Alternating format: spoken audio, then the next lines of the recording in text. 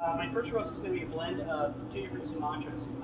First, it's going to be a Sumatra peaberry and blended with a Sumatra blue batak. It's a 50-50 blend.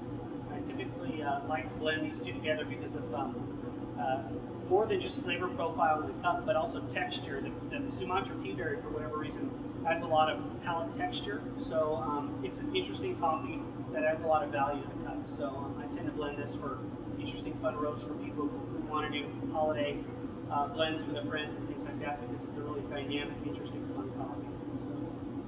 So into the hopper, this is my Sumatra peaberry, Sumatra blue batak 50-50 blend. I'm going to go right into the hopper.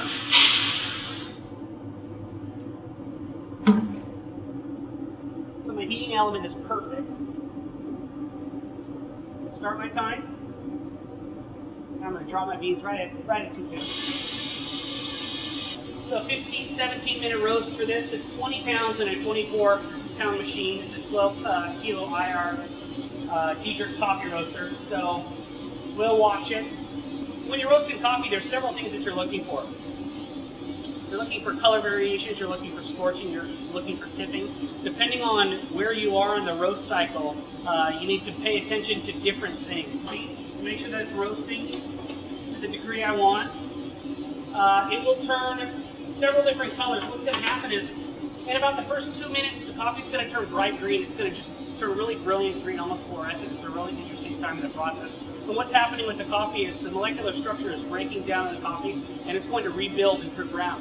We're going to caramelize the sugars in the coffee. We're going to bring some of the oils to the surface, depending on the degree of roast. For instance, a French roast, we want to bring a lot of oil to the surface. Espresso, we just want a glisten of espresso, almost to the point where there's no oil, because it will come out as it starts to stabilize over 48 hours. And you can start to smell the coffee now. It smells a little bit like hay. So not cooking hay, not burning hay, just heated hay or boiling hay. It's a really interesting smell. Very different. So here's a different color now. And now you can really see the tan starting to form on the backs of the beans. You can really see the peaberry in here, which is great.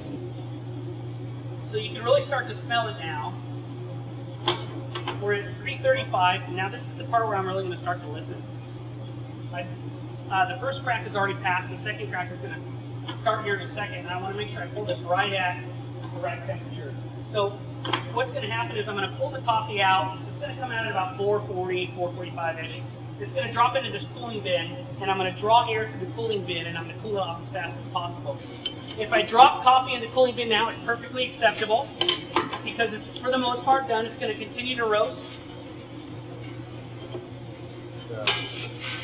So there you go. So that's about 16 right there. So I'm just going to let it sit for... This is the part where the love happens.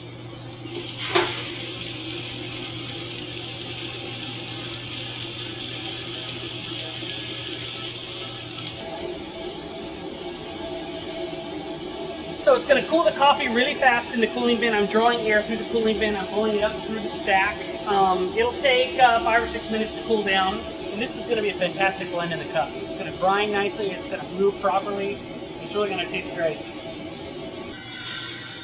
And if you're interested in buying a pound, you can come to Green Earth Coffee in Lake Forest, or you can call 949-305-2800.